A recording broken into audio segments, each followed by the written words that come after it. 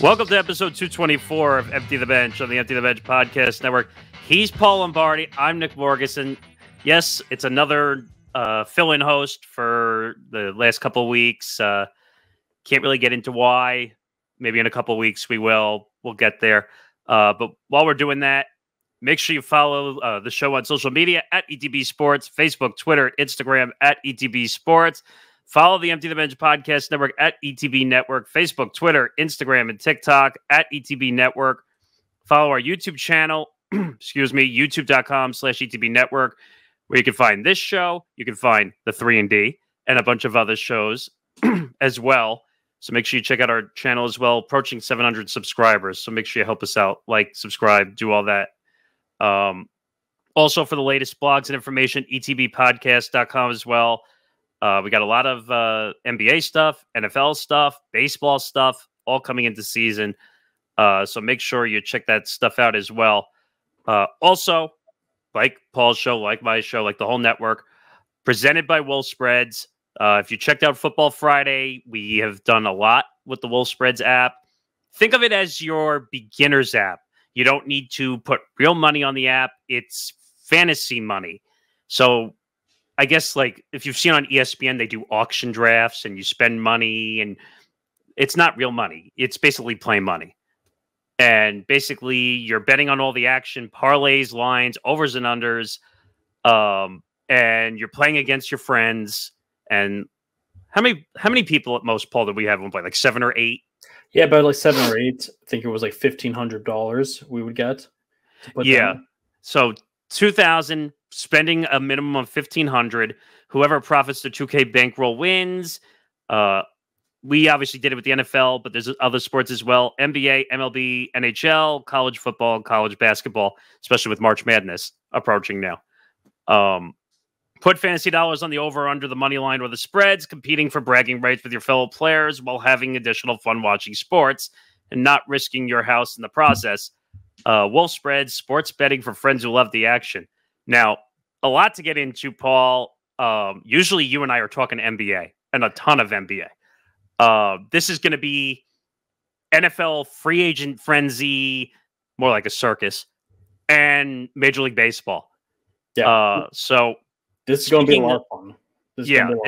It's going to be a lot of fun. We're going to catch you up on everything. If you've been living under a rock, you're going to get it all now.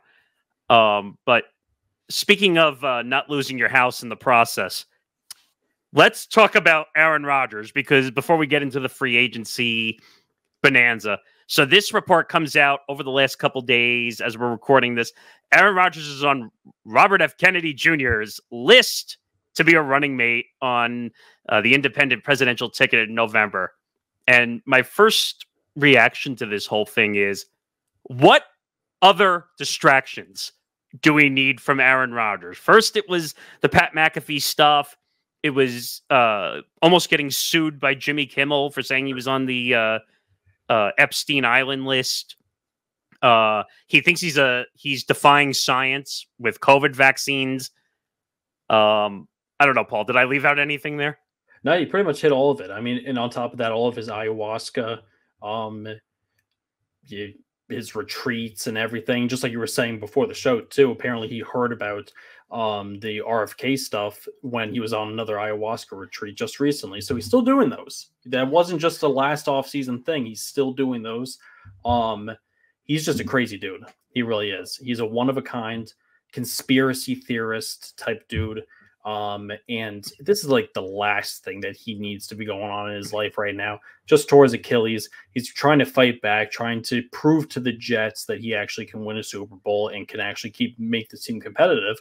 They put so much on the line to bring him in, and then you have all this off the field stuff. It drives you crazy.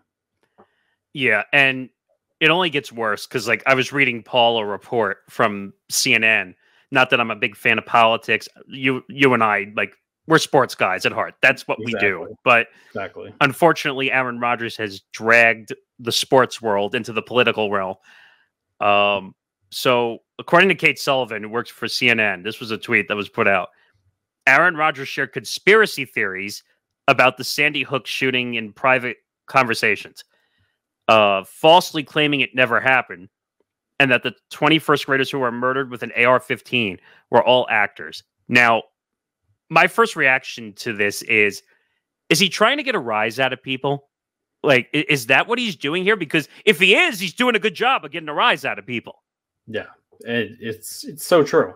And it's easy for him to say that when, he has nothing, that he, lives on a completely different side of the country and, can believe all these conspiracy theories and stuff. But coming from a guy who lives in the same county as Sandy Hook, trust me, their families were affected.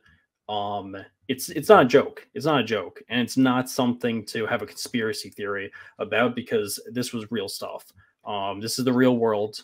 And when you hear this kind of stuff, it's exactly like the same thing as like the 9/11 inside job stuff, the fake moon landing, all that kind of stuff. It's like, there's always going to be somebody that brings that up in some type of situation, because somebody's got to, be the conspiracy theorist, or like, try to act like they're woke, in a certain way that's ridiculous. But if this Rodgers stuff is true, it's just another terrible look on his part.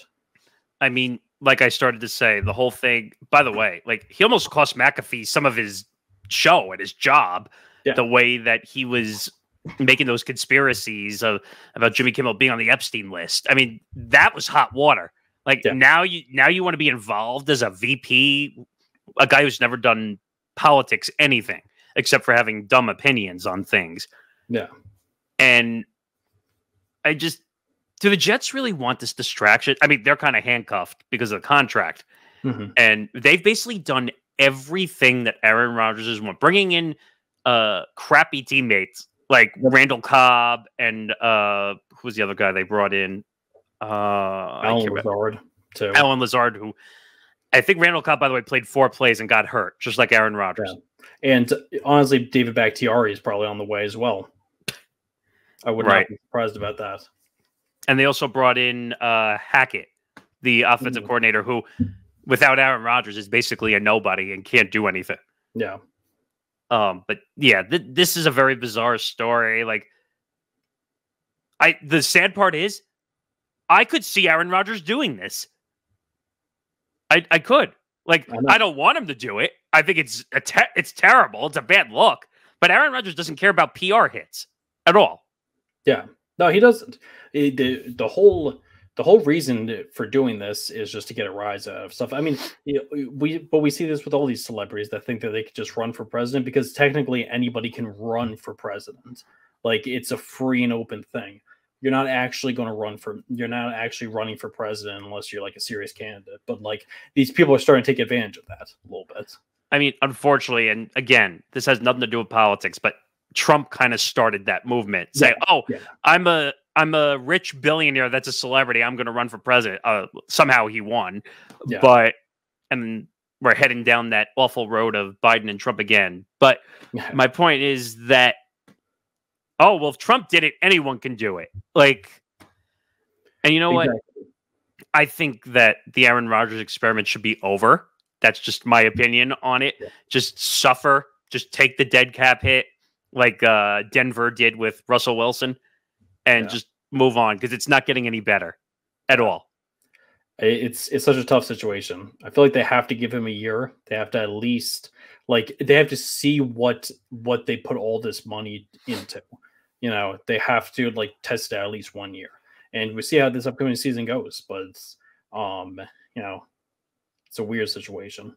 Can't win it. But all right, away from that situation, let's get into the NFL frenzy, because there was quite a circus. We had, of course, the most joking, ridiculous term in all of sports, the legal tampering period, which I don't know why they call it that. You might as well just say free agency starting early.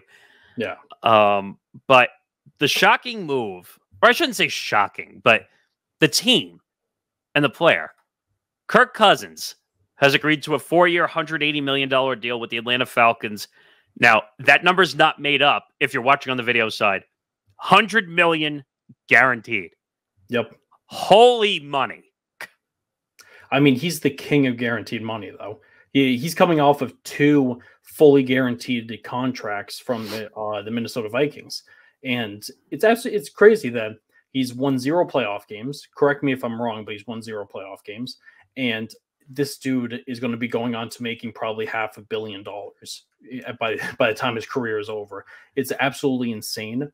He finds contract after contract. He's a good player. He's a very good player, but I didn't expect this at all. I mean, the Falcons do have like a decent team, and they were kind of a quarterback away. I do think that their offense looks pretty interesting now. With they also added Darnell Mooney as well, so they have him, Drake London, they got Kyle Pitts, who's been a disappointment, but maybe if he gets a real quarterback, we'll see what kind of player he turns into. Bijan Robinson, the bunch of interesting guys. I mean, if Bijan Robinson will actually score in the red zone, which he struggled with all last season, I like Kirk Cousins over oh god, what was the name of the rookie they had in there at starting for the Falcons? Yeah, Desmond Ridder, who was a joke, an abomination. Was getting picked left and right, getting sacked left and right. Like, they almost can't bring him back. No. So, and I just checked it. So he's 1-4 in the playoffs. His one victory was in 2020 in the NFC wild card against the Saints. Gotcha. So one not that it matters. Still bad record. Yeah, but exactly. I was reading a number that if he plays all 4 years, he will have officially made $400 million in salary for a guy that hasn't won anything. It's absolutely crazy. It's insane. The kind of money that he's made throughout his career. Are you surprised by this move? I mean, Atlanta was desperate for a quarterback. I'm not entirely surprised by this move at all. We've been seeing the money that they've been dishing out to quarterbacks, especially teams that are desperate for a quarterback like the Falcons are. And like 45 a year isn't like insane compared to like what they've been giving out to some of these quarterbacks. But the one thing that I thought was kind of like wild was the Vikings letting him go and deciding to move on from him, because the team is almost built to compete now, and you have Justin Jefferson, and it makes for a weird situation there. I mean, it's kind of weird when you let a guy go who's actually liked playing in Minnesota. His kids are in the schools like that. That's a whole nother thing, trying to move kids out of schools when they've been, I think he was there for 6 seasons, right? Yeah, in Minnesota he was there for a while. Yeah. I think he was there longer than he was in Washington. And talk about the large amount of cash he made in Washington too. Yeah, exactly. But we'll see how that goes. The money is a little too rich for me. He's making the same amount that Patrick Mahomes is making. Yeah. And actually, we'll get to that later, because there's a story on his contract situation, which I'm sure you heard about. Oh, yeah. I'll make the comparison to Tom Brady. You'll understand later. But from there to one that's kind of rubbed people the wrong way, and that's Saquon Barkley. So Saquon Barkley signs a 3-year, almost $38 million deal, worth up to almost $47 million, including $26 million guaranteed. People are upset. Giants fans are upset. But in the long run, you're not paying Saquon Barkley $16 million a year. No. I think it was the main reason why it was such like very brutal to Giants fans is because it was almost like a kick in the face with him signing with the Eagles. Had he signed this contract with the Texans or the Bears, like they were talking about, no one would care. No one would care at all. The fact he went to the Eagles was shocking, but at the end of the day, it was the right move for the Giants, because you don't want to have to pay him that much money. I thought it was a dumb contract that the Eagles gave him. I thought that's way too much money. I mean, running backs are just tough to pay, and especially a guy who's a great running back but is injury prone throughout his entire career. It's very risky, and there could be other ways you could build your team too. I mean, I think the number, at least the franchise number, was like right around 12, right? For running backs, I think was the franchise number. So why are you giving him 16? The Giants are not going to, they weren't willing to reach last time. Yep. Excuse me. They gave him, I don't know. Did they officially give him a franchise? No, they gave him a 1 year plus an incentive. So technically it wasn't a franchise tag, but I mean, Saquon held out. The Giants basically said, F you, we're not paying you that money because you keep getting hurt. Yeah. And the Eagles basically said, it's only money. We'll give it to you. I think he's going to be better in that system. Don't get me wrong. Oh, yeah. Because again, the Eagles have an offensive line, even though Kelsey just retired and all that stuff. But that line's going to be way better. The Giants line, the big joke about the Giants is that they're a Swiss cheese offensive line. Yeah. That's the one thing Saquon's never had in his career was a good offensive line, too, that you can make the argument for. Even back to like his rookie year with the Giants, they've had offensive line issues the past like 7-8 seasons practically. They haven't been able to put anything together. So he's definitely going to benefit from that. The question is he worth that kind of money, and is he going to stay healthy? No. That's going to be the biggest question. There's no way. The money is insane. If I'm the Giants front office and I'm Joe Shane and all those guys, you did the right thing. Do you need a running back? Now, that'll correspond with a move we'll talk about in a few minutes. But Tiki Barber, who we were talking about before the show, obviously, I don't know if he was a Hall of Fame running back or not. I think he was, right? His brother, Rondé, was a Hall of Famer. Cornerback. Oh, okay. But I don't think Tiki ever made the Hall of Fame. Good career, especially with the Giants. Yeah, he was very close to it. Very close to a Hall of Famer. But Tiki Barber kind of, would you say, went off the rails a little bit? A little bit. I would say so.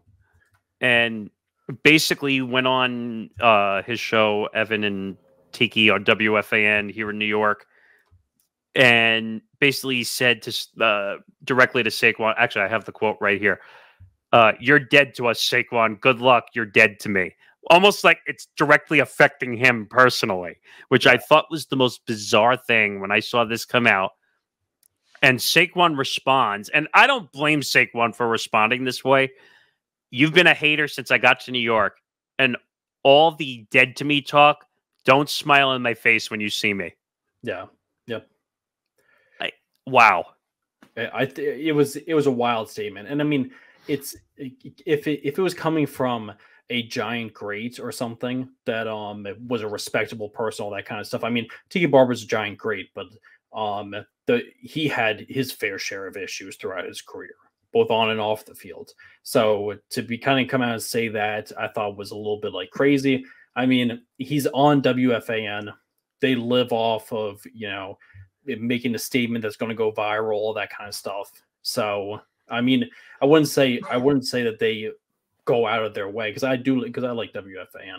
I wouldn't say they go out of their way to make stupid comments or anything like that. But typical sports radio, you're going to try to, generate something that's going to create some buzz. I think he went a little too far in that, with the whole dead to me stuff.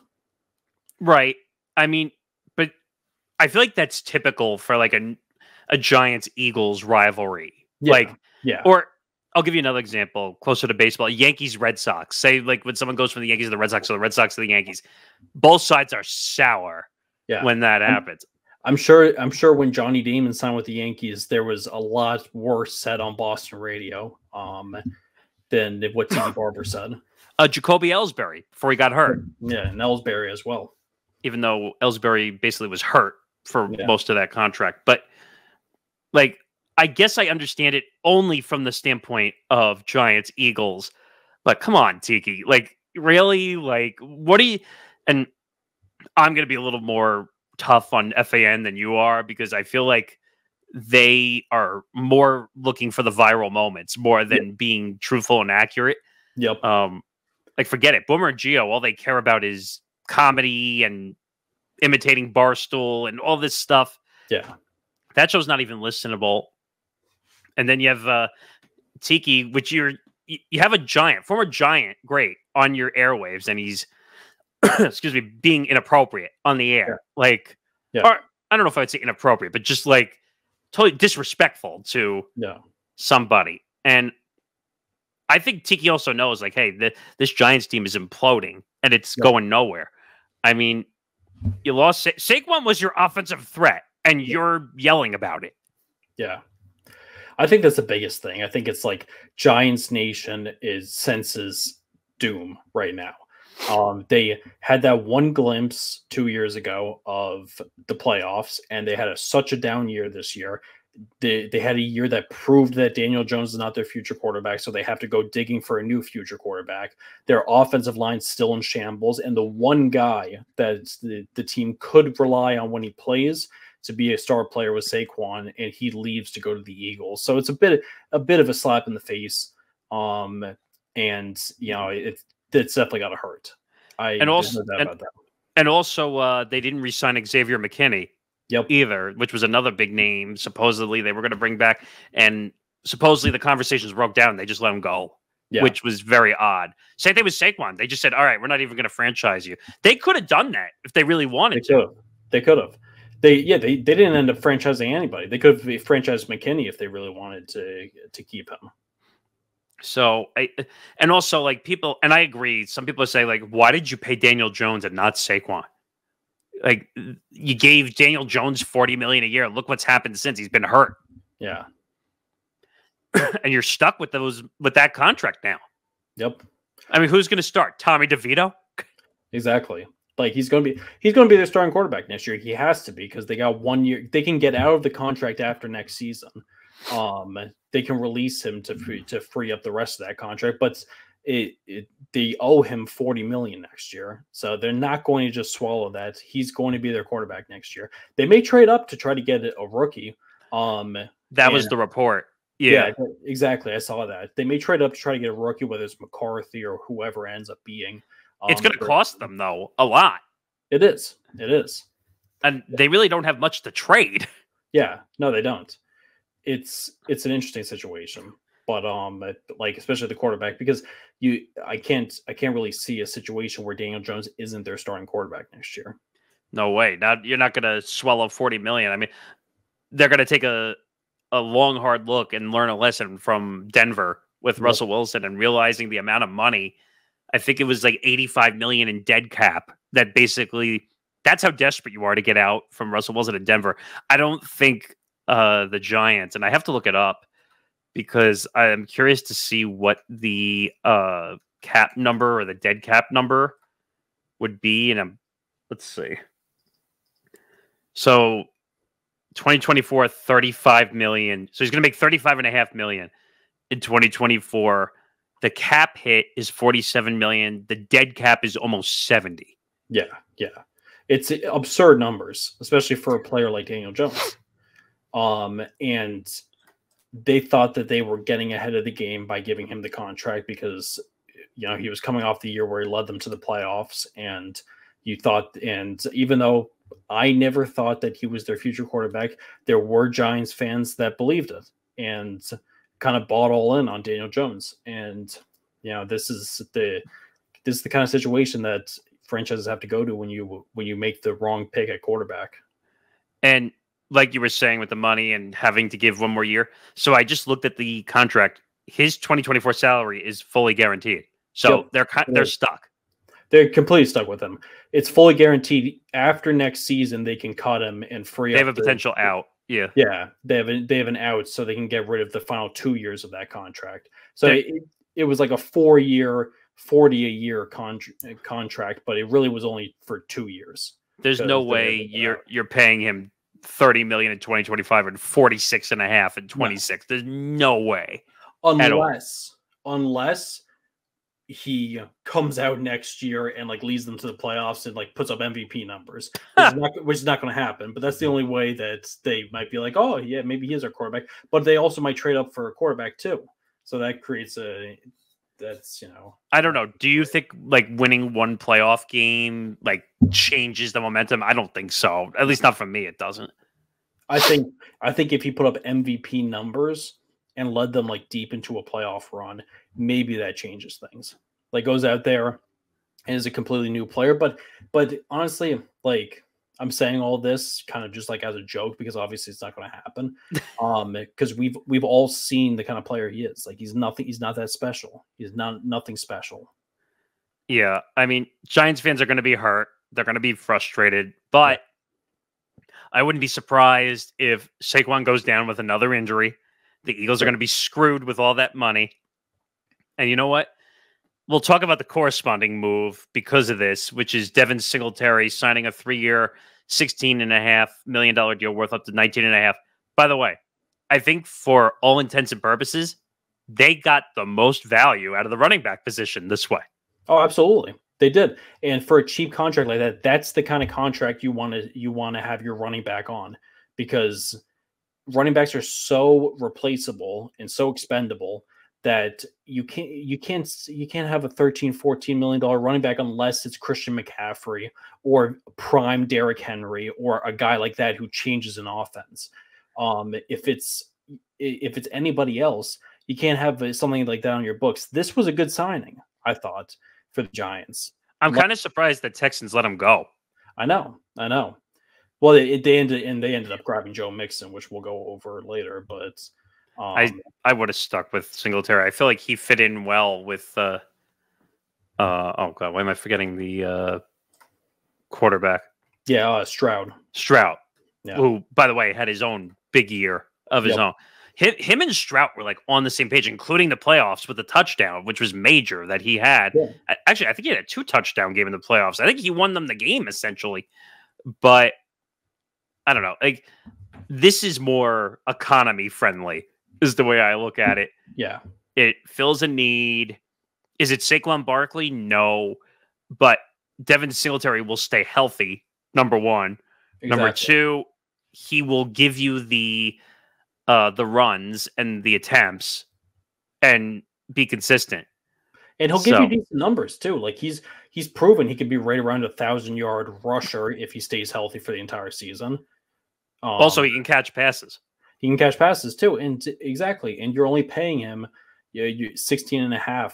What is it? That's $5.5 million a year. You're only paying him, which is perfect money for a running back. This is Saquon's contract in 1 year. Like exactly. People don't realize that. Like, money is in a cap driven sport. This deal is insane considering what the Eagles are paying Saquon. So moving down the running back market, because the running back market got flushed early. So this one is probably the most surprising to me, believe it or not. Yeah. The Packers signed Josh Jacobs to a 4-year, $48 million deal. Now, I forgot to put it down here, but I think the first 2 years have options in it, if I'm not mistaken. So it's one of those weird deals where it's a 4-year deal, but he can opt out like within the first and second year. That's becoming much more popular now to have opt-outs early on in the deal. Yeah. They cut Aaron Jones after refusing to take a pay cut. I think Aaron Jones, if I'm not mistaken, already took a decent pay cut from the Packers and didn't want to take one. Yeah, like they were asking him apparently to go from 11 to 4. Yeah, and touching on what you were saying about Jacobs, they have a potential out after this season.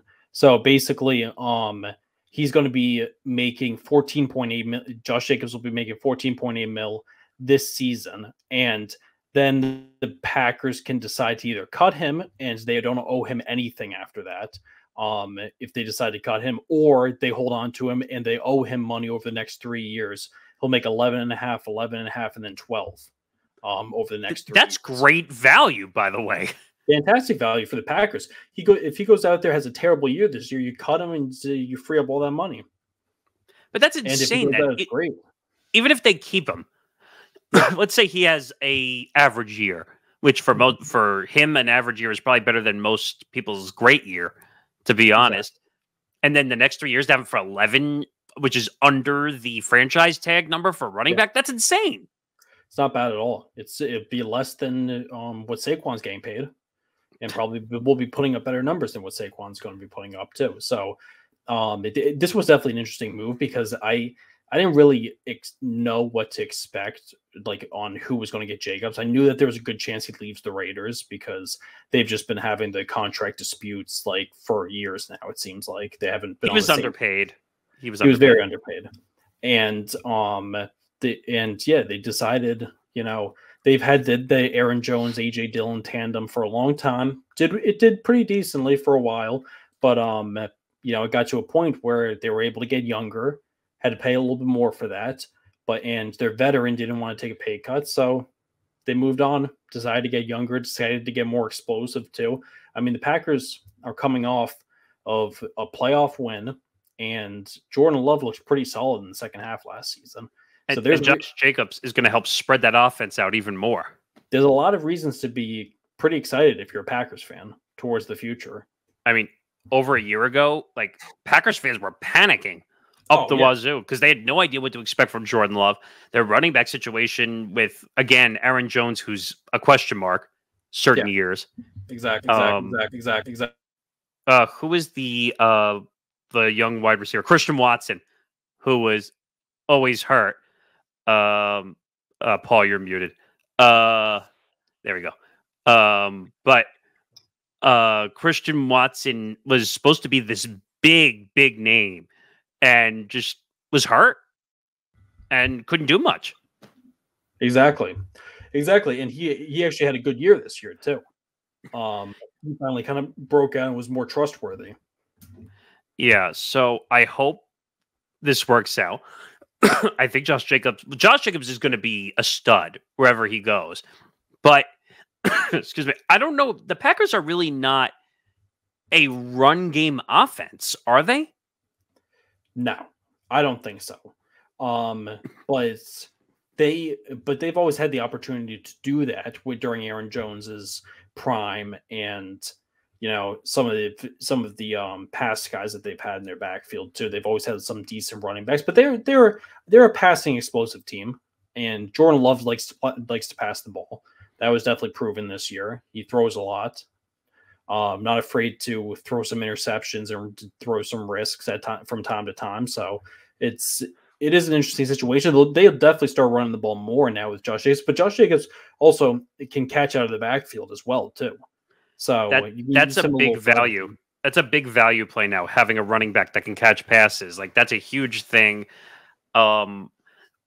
They can now play deep red zone now, which the Packers had struggles with too, because they would get into the 20-yard line, the 15-yard line, and Jordan Love would just continue to throw and get picked in the red zone.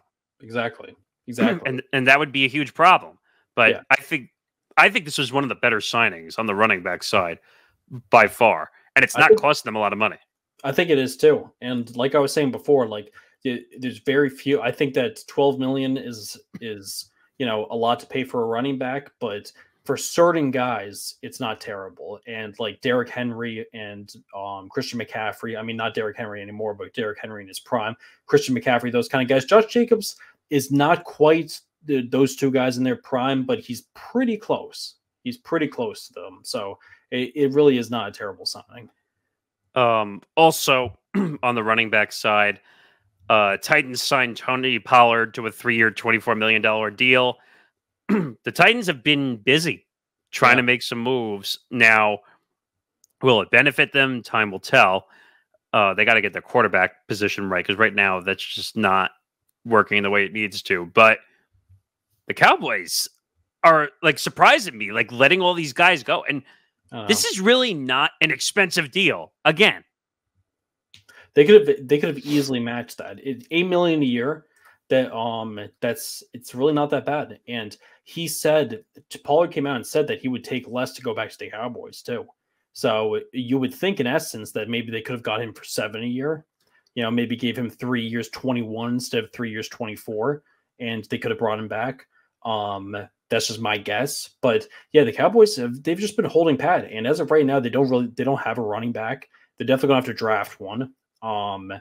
They definitely don't have a reliable running back as it is. And the Titans have been busy. The Titans have been making moves, and it will definitely be to be determined who their quarterback is. I mean, as of right now, it looks like it's going to be Will Levis, but maybe they make a move to get a veteran quarterback. But they're definitely trying to beef up their offense a little bit, and this was a solid move.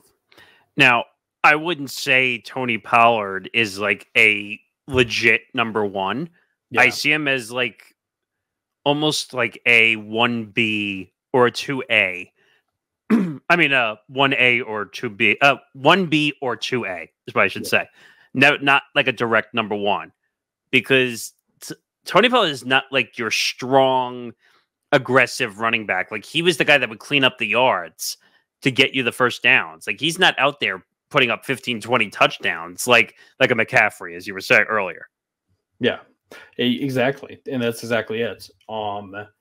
And they did have the breakout performance from their rookie Spears, right? Last year. So the two of them will team up.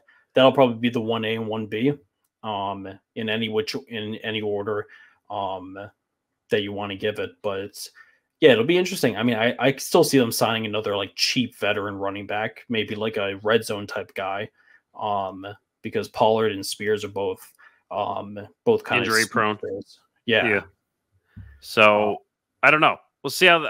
I still don't trust the Titans 100% by any means until if Levis is going to be the starter. I don't know if that's exactly the best option by any means right now. They might have to do what the Falcons did at some point and find a veteran guy to put with those pieces, and then maybe they have a chance to win. Yeah. But we'll see what happens. I don't trust the Titans. But speaking of that corresponding move, the Ravens signed Derrick Henry to a 2-year, $16 million deal. Again, not shocked. The Titans said it very early on that this was over. He had a nice long career with the Titans. I can't remember. Did he win an MVP or a rushing title? I think he won a rushing title. And did not win an MVP, but he might have won multiple rushing titles. He rushed. There was that one season he rushed for almost 2,000 yards. King Henry at its finest. Yeah. He did rush for 2,000 yards. He might have. It was right around that, but yeah, exactly. Like he wasn't going to go back to the Titans. Like that was a done deal. He was going to go somewhere else, and it's an interesting move for the Ravens because it makes them better. It definitely makes them better, and it gives them two of the biggest run threats over the past decade with Lamar Jackson and Derrick Henry. The issue that they run into, though, is the two running backs that they lost to torn ACLs. Yeah, this past year. I think it was Dobbins and the other young running back, who I can't remember the name of at the moment. Mm-hmm. But how rare is that, by the way, that you lose two running backs to a season-ending torn ACL? Yeah, I think it was Gus Edwards was the other one you were thinking of. That's it. And they've been rolling. Those two guys were good, but they've been rolling with those guys for a while, and they're very injury prone. J.K. Dobbins and Gus Edwards. They've had so many injury issues in their time with the Ravens. I'm pretty sure Dobbins is a free agent. I'm not sure if Edwards is. I know at least one of them is a free agent and is not still under contract. Oh, it was Keaton Mitchell, the young running back. Yeah. Yep. Keaton Mitchell, who looked like a stud until he got hurt. He did. So, but yeah. I don't know. The Ravens running back situation. Do I like this move because it gives Lamar a little more veteran presence? Yeah, I do. Yeah. But does it put them over the hump? I don't know about that. I have no idea. I think they still need. I mean, they have Mark Andrews and they have Zay Flowers, but they need him healthy. Yeah. The news also came out that they're going to release Odell. I mean, it's not like he had a really great season this year anyway. But he needs to retire. Yeah. He doesn't really have anything left, honestly, at this point. The F and the E on the gas tank, it's literally like dying on E right now for Odell. I mean, don't get me wrong. I appreciate the effort trying to get back out on the field and play because he really needed to get out from under that Browns shadow. He won a ring. So technically he did win a ring with the Rams. And people are complaining, oh, he got a ring. Technically, he was the MVP of that playoff run until he got hurt. Yep. He was having a great he made a couple catches in the Super Bowl right before he tore his ACL too. But that was kind of a bad luck injury too. It was a non-contact thing that it just happens. It happens in every sport. That's just coincidental. So I can't blame him for that. He had a good career. I mean, the Giants kind of screwed him a little bit, but also his attitude was not great towards the end of New York. No, it went both ways. They wasted a lot of his prime years on an aging Eli Manning who couldn't throw the ball straight anymore, and his attitude wasn't great, but I think Giants fans hated him more than they should have, because agreed. Totally. I completely, like, you talk to most Giants fans and they all hate Odell, and it really wasn't Odell. I mean, they just worship Eli Manning to an extreme degree, which is something that I'm not going to get into right now, but so true, Giants, by the way. Giants fans, he was a very good quarterback, but he was not great in his last couple of years. He should have been done like he should have been done 2 or 3 years earlier, at least. He definitely should have. And that was Odell's prime, was those years. And they wasted a couple of those. So it was bad. I mean, but I think this does help the Ravens. They finally have an experienced running back, even though those other guys are great. Yeah. I don't think Derrick Henry is going to be a number one. I think that'll go to Keaton Mitchell when he gets healthy, because he's a young guy that they are really looking forward to having back. I think Gus Edwards will be the odd man out, is my guess. Because I don't think you're not going to carry 3 running backs on a roster, I don't think. No. Unless you're desperate for a running back. But yeah, I don't know. We'll see what happens. I think this will help. I think this also stretches the run game for Lamar. Let me say that again. For Lamar, I didn't misspeak when I said that, because Lamar's game will now be a little more open to even throw the football, having a Derrick Henry there. So that stretches everybody up. They need to get a wide receiver in the worst way. Yep. Though, whoever that is, they need to figure that out. But I think the Ravens definitely got better from it. Moving down, still in the running back market, this really shocked me.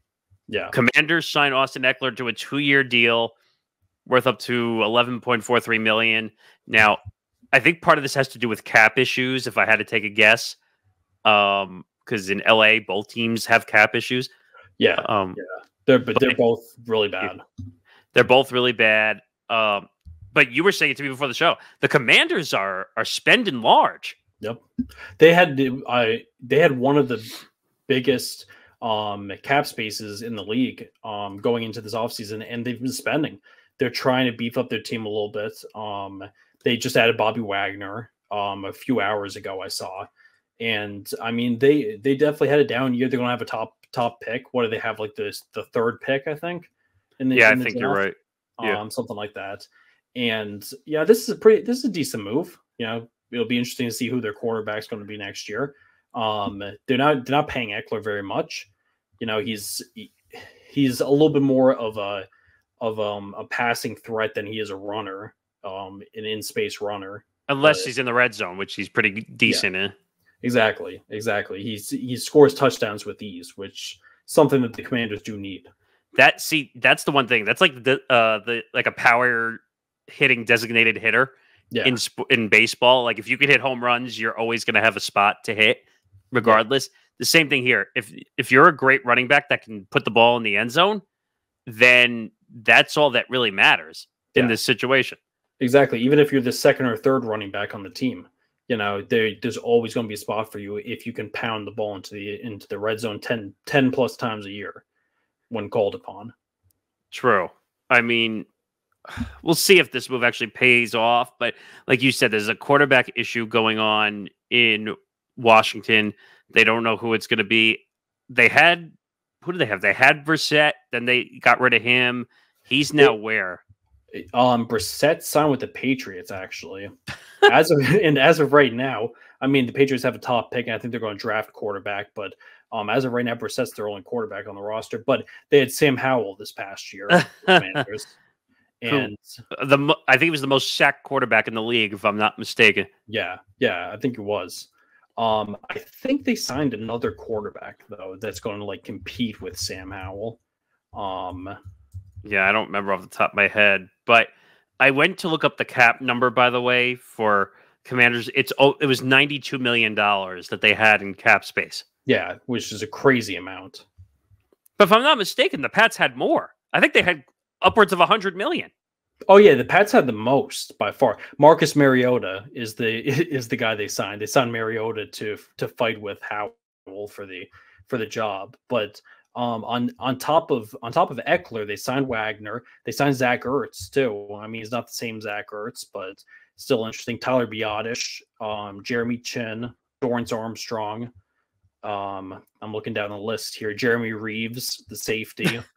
They've had a lot of guys. Nick Allegretti, who was a longtime Chief. Value moves. Yeah. Big value move. And Allegretti was on all 3 Super Bowl teams too. He's been on the team. He was on the team for a long time. Was he the one that admitted to having the injury during the game? Yeah. Yep. He was the one that tore his like pectoral muscle, I think, during the game. Basically played through it. Yeah, and played through it, exactly. Yeah, he was that guy. Talk about tough guys in the sport of the NFL. I know. But again, this falls under the category of value, like total value. Like you're telling me that giving Austin Eckler a little like $5.5 million a year is not a steal. Yeah, it's 100% a steal. It's a great move. Getting him for that low. That's what you want to pay a running back. You want to pay right around $4 or $5 million. And then they got rid of Bieniemy, which was probably a good move, considering all the ego issues with him and all the trouble with him. Yeah, so exactly. They got to figure out that situation. Who did they hire? They hired Dan Quinn, right, as the head coach? They hired Dan Quinn in Kingsbury. They hired as their offensive coordinator. Yuck. Kingsbury. Yeah. Who was supposed to be in Vegas, took the job, and then did a whoop-de-doo and walked out of the door before signing the contract. Yeah. But I don't think that's a terrible move. All right, let's go into the one we started to tease earlier, which is the Cincinnati Bengals trade Joe Mixon to the Houston Texans instead of releasing him, and they reach a deal with Zach Moss. This was kind of a twisted turn of events because, again, he was released. Yeah. It was a weird situation because exactly, like the news came out that he was going to get released because they were going to sign Zach Moss, and they were going to move on from him, try to free up his money, and then a deal with the Texans came out, and which was interesting. I don't know if this was the guy that the Texans should have got. I mean, I'm not a huge Joe Mixon fan, but I feel like they could have. I feel like had they got Saquon, I mean, they would have had to overpay for Saquon, but that was a more interesting one. Even re-signing Singletary would have been more interesting. I think that this one was kind of weird. I mean, don't get me wrong. Mixon's a great running back.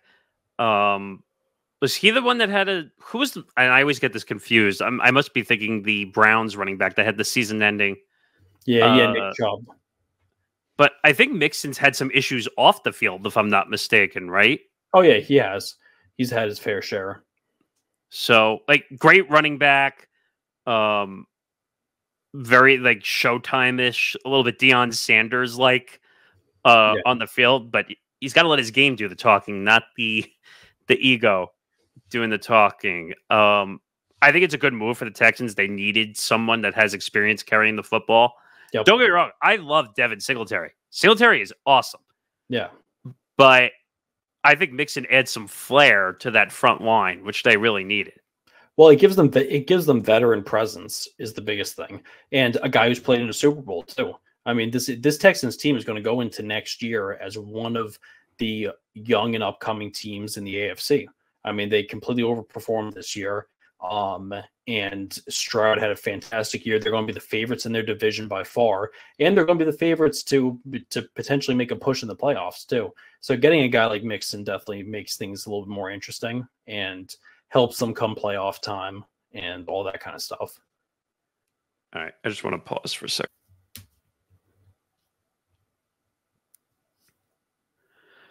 All right, moving on to the next topic.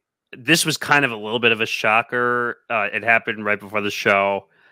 Calvin Ridley, the guy that everyone has been talking about as of the last couple of years. He had the gambling scandal, betting on his own games.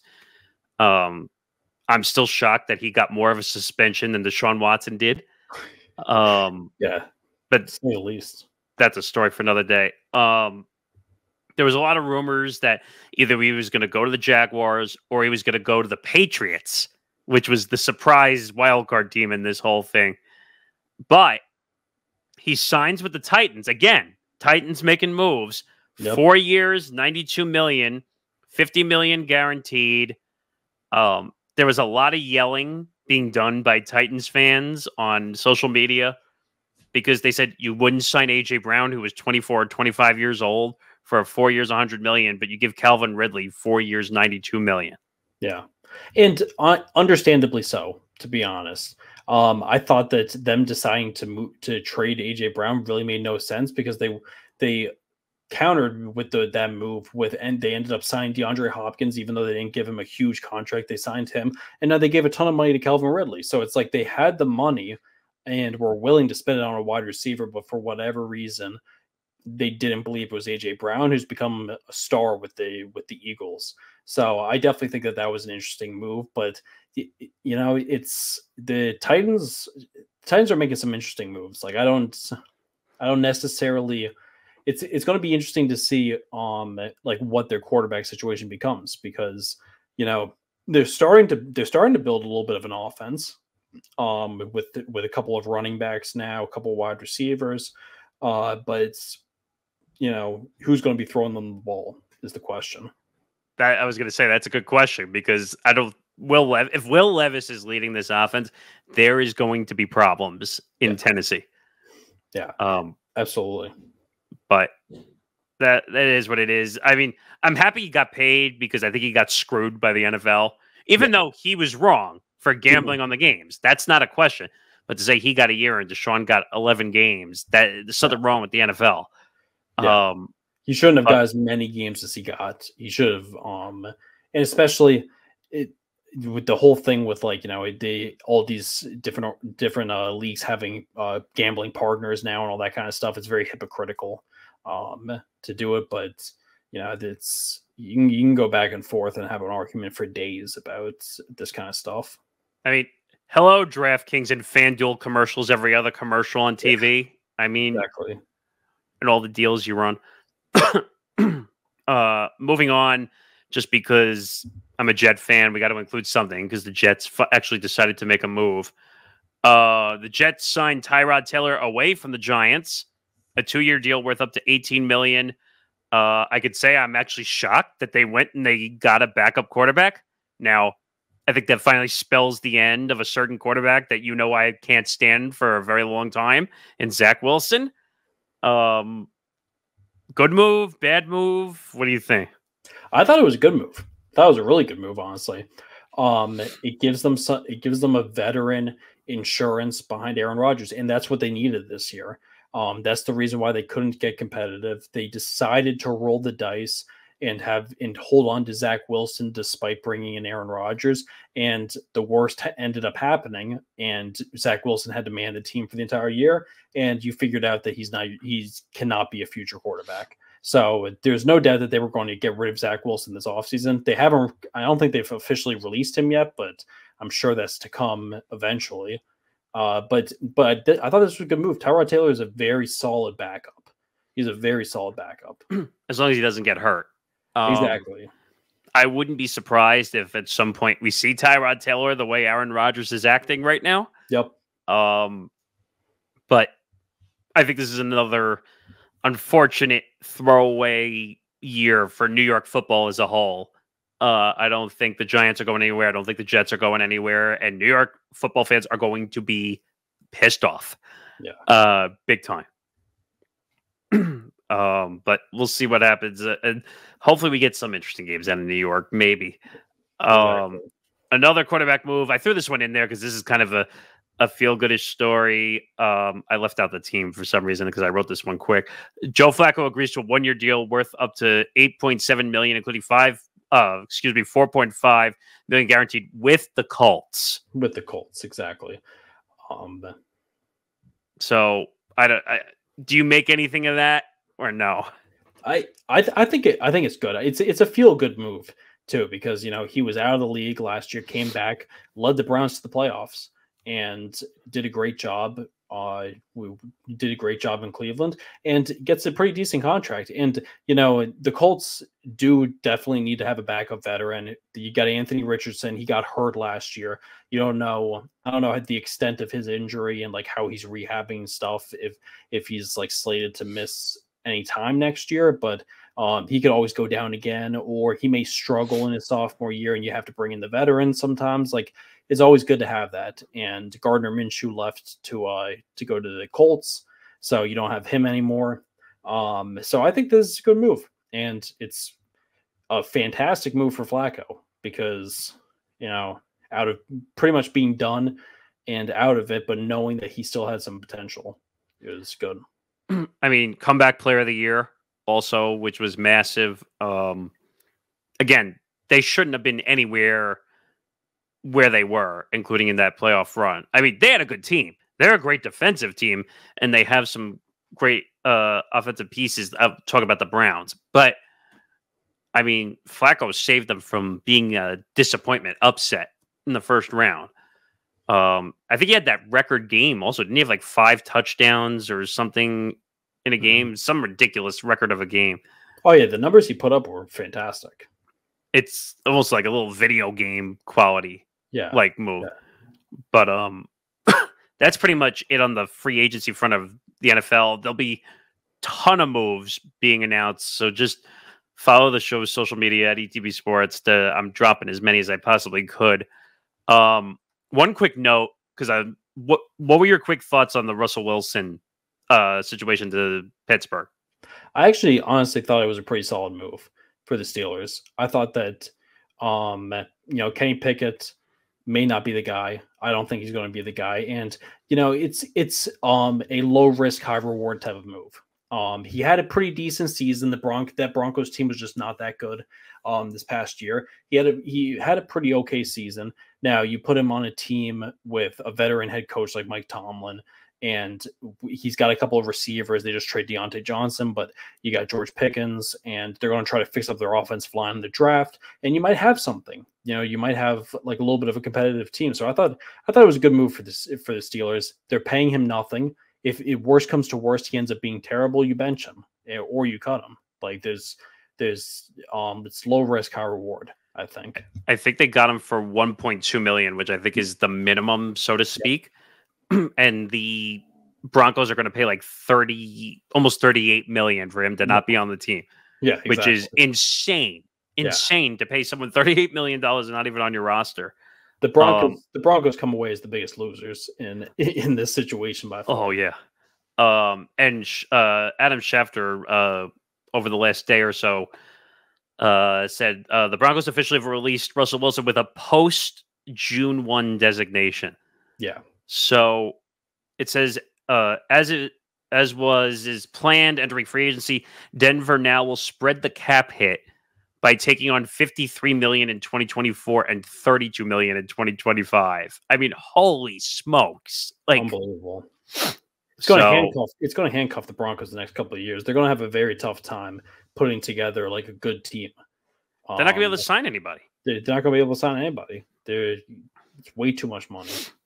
But all right, we'll move out of football a little bit. We'll finish with baseball, and there's some interesting stories we'll get to here, starting with the Yankee season pretty much being over. Gerrit Cole will be out at least 1 to 2 months to start the season. We'll head to Los Angeles for an appointment with Dr. Neil Eltridge, who is one of the big head honcho doctors that looks at the elbow injuries. Yeah, this is a problem when your $300 million pitcher might have a massive elbow injury to start the season. Yeah, there's no doubt about that. This is a huge blow for the Yankees.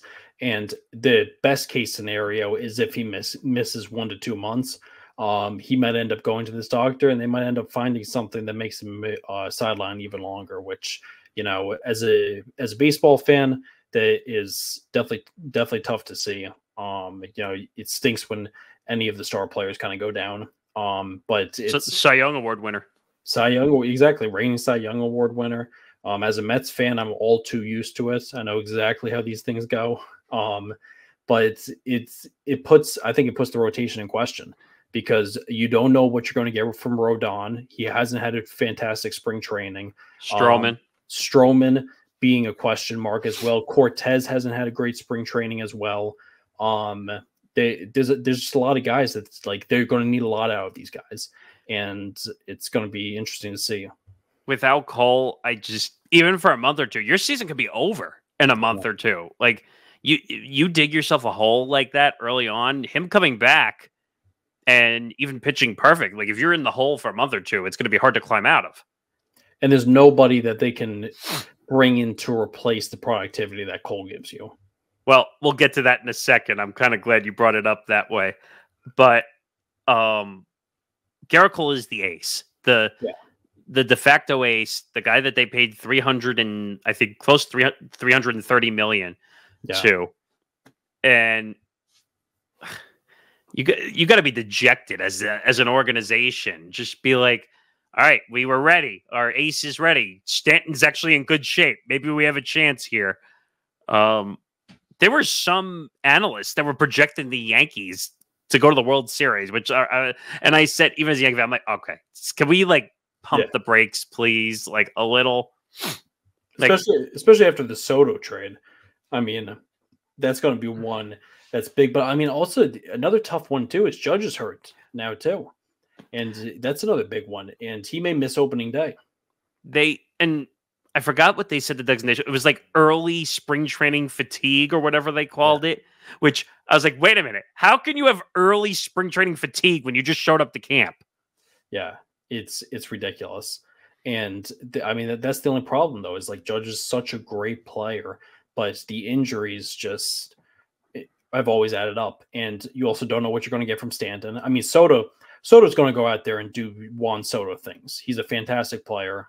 And right, but if you don't have Judge, you have no protection in the lineup for Soto. You just walk Soto. I mean, exactly. If you don't have anything around him, you're not going to be a winning team. But the sad part is, like, they would almost walk Soto to face Stanton. Like, I can see them doing that all year. Nowadays, they're definitely going to have to, and that's why if they're fully healthy, it'd be interesting to see how Boone puts together that lineup. Because where do you bat everybody? Do you if they're fully healthy, I can see Soto batting first or second, so that way you kind of force pitchers to go after him because you don't want to have to face Judge if Judge is in the lineup. Those kinds of situations are interesting. I could see Soto second, Judge third. I mean, they got to hold your nose and put Stanton behind that. Like maybe exactly, and you got Rizzo. You have a couple of other guys you could put in the middle. I'd assume LeMahieu probably leads off. That's what Boone likes to do if he's healthy. Yeah, exactly. If he's healthy, then they'd be able to do that. But this is a massive blow. If they find out that he's done for the year, you might as well just flag wave at that point, because there's no recovering from that. There isn't. I think that completely deflates. I mean, they could still be a wild card team if they don't have Cole, I think, but they're not taking the division from the Orioles or Tampa Bay, who's always tough. They're in a very tough division, obviously. Even Toronto at times. Exactly. I mean, Toronto on paper should be so much better than they always are. They always underperform every single year. With the way that team is constructed, they should be a lot better than they do. They always make the playoffs, but they never make it far in the playoffs. Because they don't have a clutch bone in their body if they could ever find one. Exactly. But in reaction, as you were starting to say, this just happened the day of our recording. Per John Heyman, White Sox trade Dylan Cease to the Padres. Not the Yankees, the Padres. I'm looking around for the deal prospects because they're kind of fresh as we're recording this, but I'm not really surprised. Are you? No, not at all. The White Sox have traded everybody that they can get value for. They're going to a complete rebuild. So this is not a surprise at all. I haven't seen the prospects either that they got in return. I'm sure they're pretty decent prospects, but I found it.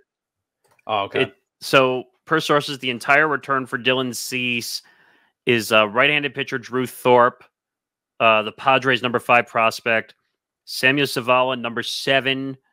Jaro Yarte, number 8. Right-hand reliever Steven Wilson.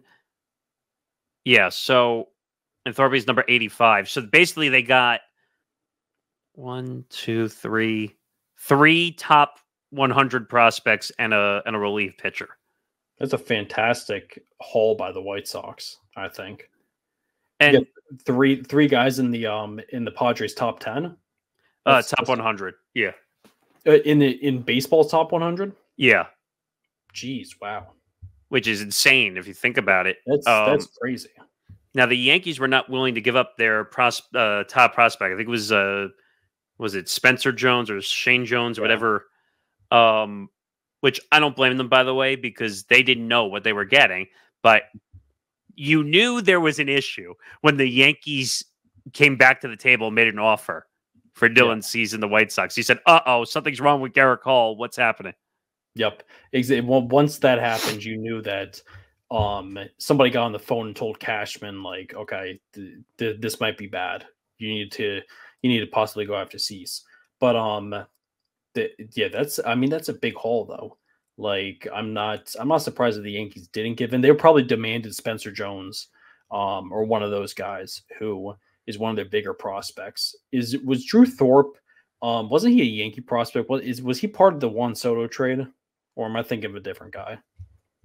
I don't remember off the top of my head. I can look, but I can look that up after. I don't think he was part of that deal. Yeah, but they got a decent deal. 3 top 100 on the MLB pipeline list, which is great haul. And they got another reliever who I haven't heard of. So they got 4 players back for Dylan Cease. The White Sox are a joke. I mean, they're going nowhere. They needed to get back prospects. I feel like they've been rebuilding since 2005 when they were in the World Series. Yeah. They haven't put together a consistently good team since 2005. That's the year they beat the Astros, right?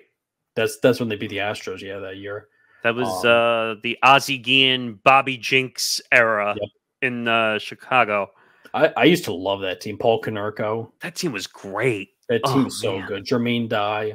Those guys were awesome. Wasn't Adam Dunn on that team at one point also? He was on the White Sox like a little bit later in his career. I'm not sure if he was on that 05 team. I know he was on the White Sox like in the 2010s, I think. I'm trying to think also. Was that before Alexi Ramirez or no? I think it was before Alexi Ramirez, but they had Mark Burley. Man, Burley. Yeah, they had Burley. I'm trying to think who their other pitchers were. They had a good team. That was an interesting team. Yeah. AJ Pierzynski was their catcher. Oh my God. I mean, and now he's doing what's the name of the show? Foul Territory for MLB Network, which perfect show. Juan Uribe, Carl Everett. Carl Everett. He was a Mets prospect, Carl Everett. Freddie Garcia, John Garland, El Duque. Oh, yeah, El Duque was on that team. Brandon McCarthy. Who else was on that team? There was a lot of interesting players that you wouldn't see in today's game. Yeah. Like you said, Jermaine Dye, Aaron Rowand. Yep. If you remember, he more of his claim to fame running into the center field wall in Philly and breaking his nose before they had padded walls. Against the Mets. I was watching that game when it happened. I remember I was a kid. I can't believe he caught that ball too. I know. That was like the next year. I think that was 2006. He was on the Phillies. I think that was 2006. Yeah. And he smashed his nose on that wall. That was gruesome. It's amazing how professional sports changes rules after somebody gets hurt really bad. I know. Exactly. Oh, you broke your nose? Okay, now we'll put padding on the walls. Yeah. I mean, I don't know who the genius who designed Citizens Bank Park was that put a slab of metal on the wall there. Cement, where the center fielder and right fielders have to go back to catch. That was very Willie Mays type catch. Also, the over the shoulder catch run into. First of all, I liked Aaron Rowand because he left it all out there. Didn't care if he got hurt. Yeah. No, he was a great player. He was a really good player. He just got hurt. Very scrappy player. But yeah. I mean, the White Sox need to do something. They haven't won since 2005. Yeah. So they'll figure it out. And we'll finish with a story which you and I were talking about. There's really no proper way to introduce this story at all, but if for people who are listening on the audio side, the banner says Aroldis Chapman posts disturbing video on Instagram. Well, I'll ask you, Paul, what's the best way for contextual sake to explain this? I don't even know how there. Let's just say that Chapman made some unnecessary hand movements in a video with someone who may or may not be his mom. Yeah. So the term that they used was caressing. Yes, that's a good term. Good term for it. That's the word that they were using. Like everyone was posting that word. So Aroldis Chapman, who's now I think on the Pittsburgh Pirates, posts a video, a reel on Instagram. And I really don't have to explain the video too much because we just said like he was caressing reportedly his mom's private area. I'll leave it at that. And people were disturbed. You and I were disturbed. Everybody was disturbed. Obviously all the weird memes and parodies and stuff came out. One of the ones I saw was Aroldis Chapman's reaching 75, and no, it has nothing to do with miles per hour. That's bad for sure. That's really bad. But Aroldis Chapman brought this on himself. Yeah, he posted it himself on his Instagram story. Like he thought it was funny, or I don't know what he's thinking. I mean, the disturbing smile as he's doing it, and you see if you watch the video, the woman is pushing, at least the first time, pushing the hand away. Yep, exactly. And people, I was reading some of the comments on not the one that I posted, but from other people, like, "Oh, it's the culture. Come on, stop." Yeah, that's culture.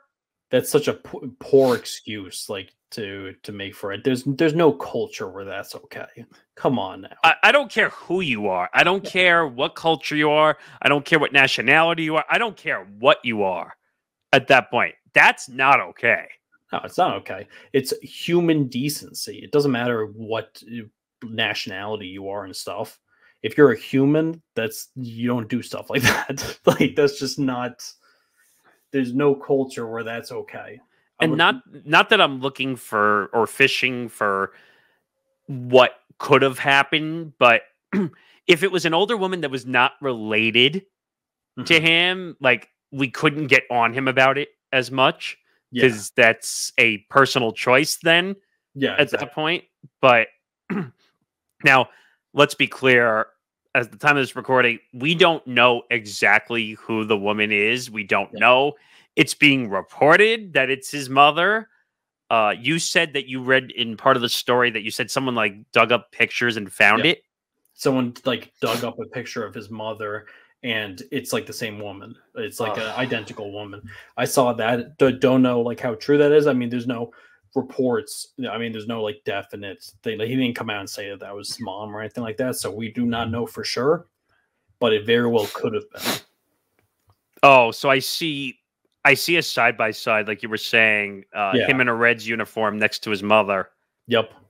And it looks exactly like her. It's the exact same woman. Oh, come on, man. Like, come on. So it most likely is. That's exactly who it was. I mean, what can you do? I and this is going to sound bad, but all right, I'm making you Rob Manfred. You're the commissioner of baseball who doesn't know how to make a sound decision to save his life. If you're Rob Manfred right now, what do? You can 100% warrant a suspension for that, because putting aside that it was his mom or something like that, if anybody, if any player or something posted a video like that, even with like a girlfriend or something like that, it's just unprofessional. Like, especially when you have little kids following you that look up to you and things like that. Those are the stuff that you have to look out for. They can easily warrant a suspension, or at the very least a fine, like a hefty fine that Manfred could do. There's definitely some action that could come out of it. I'm not going to sit here and act like I know everything that that goes can on. actually exactly everything that goes on and everything that they can hand out a suspension for. But I would imagine. I mean, if for any person, if me or you posted a video like that with like a girlfriend or something like that, and our bosses follow us, there would be some serious. There would be a serious talk that would have to be had. I'll tell you right now, in full honesty, I work in a school that I do childcare for. Yeah, morning, before and after, so nothing gets posted. Period. To any extreme to that regard. Exactly. And if something were to post like that, you get in trouble for it. Especially in the line of work I'm working in with younger kids. Yeah. I mean, but you're right. It shouldn't matter what job you do, for crying out loud. These athletes get coddled and can do whatever they want and get away with it. And this was trending for about 4 to 5 hours on Twitter. Yep. I mean, you rarely see a baseball player trend on X or Twitter, whatever you want to call it. Yeah, for that long. Exactly. I mean, just for example's sake, like, I shared the video because I wanted to say how disturbing this thing was. Yeah. The video blew up. Yeah. Like, it just blew up. And I'm like, and people are saying, like, what is wrong with this guy? And I'm like, yeah, what is wrong with this guy? I know. It's crazy. I mean, to think that he was on the Yankee roster, like, that scares me too. Like, I know. Well, I mean, it's also not the first time that he's had a run in. He's had a run in like this. I mean, he was suspended for domestic violence, where he punched his wife. Well, she locked herself, I think, in a room in their house because he was trying to get away. Yep, exactly. Something like that, and he like flat out punched her too. And I'm pretty sure there was something else that happened too. But that at the very least goes and kind of explains it. I mean, it is what it is. I mean, he threw 105. He was a hot commodity when he came into the league. But when does being a hot commodity wear off? Exactly. I mean, to the point where you don't want him anymore. And it seemed like his career was over with his last year with the Yankees. And he signed a minor league deal with the Royals last year and just resurged, went to the Rangers, won the World Series last year. And so now he's kind of relevant again, but it almost looked like we got rid of him. Now he's in Pittsburgh. Yeah. And now he's in Pittsburgh. Exactly. And where good players go to die. Yeah. And if Pittsburgh falls out of the race, he'll be another trade deadline trade to a contender where he'll try to win another World Series. He was with Texas. He looked horrible. Exactly. Ended up winning a World Series, though. Well, you could say Jacob deGrom and Max Scherzer got lucky too, but exactly true that. But that pretty much puts a bow on this episode in a weird way. Paul, thanks for being on.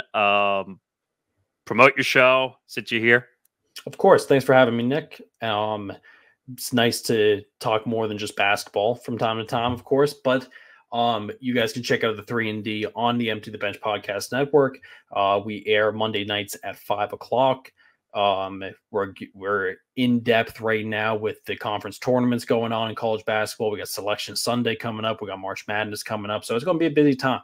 So definitely follow us at the 3&D ETB on Instagram, Twitter, Facebook, everything. We're going to be posting videos of our episodes. You can check out our episodes on the Empty the Bench YouTube channel as well. And we'll be putting out little bits and pieces as well on our social media. So make sure to check that out. Make sure you follow the network and make sure you follow us as well to stay up to date and with all of the madness going on throughout this month. Yeah, I'm looking forward to March Madness. We're trying to put a selection special. We're trying to work on that because full disclosure, that drops like what 7, 8 o'clock. Yep. On what is it, Thursday or Friday? I think. Yeah, on Sunday or on Sunday. So Yeah, we'll have to figure that one out. But I think we're gonna try and get all the guys involved because Selection Sunday is kind of a cool night, believe it or not. So much fun. It's great. The selection show will be Sunday night at 6 o'clock, and then you have your entire bracket by 6:30, 6:45 usually. You know what we might do? Maybe we'll, and obviously I'm talking behind the scenes on a show, but basically I could see us like when it's done at 6:30, we just do a live stream at 7 when the selections are made, and exactly we can just do it that way. But yeah, that's all the fun. I implore everybody to go check out the 3&D. I won't say where, but when I first discovered where the show was, and I got to be on it as a guest, we really got involved in the back ends of the NBA, and I really liked the show. We got to know each other. Now the show's here, and it's all history from there. So make sure you check that out. Mondays at 5 p.m. Eastern, 2 p.m. Pacific. Make sure you check out our YouTube channel, like Paul said, youtube.com/ETB Network. Make sure you follow our website, etbpodcast.com, where all the podcast episodes go up as well. Check out all the audio platforms for shows like the 3&D, like this show, Empty the Bench, and all the other shows that we have. And remember, check out WolfSpreads as well. If you want to learn about gambling without spending real money, which is always a good thing, check that out as well. So, Paul, thanks for coming and filling in the spot. I appreciate it. And we'll get back to the grind as we usually do. So, for Paul Lombardi, I'm Nick Morgasen. Be back for episode 225 next week. Good night, everybody.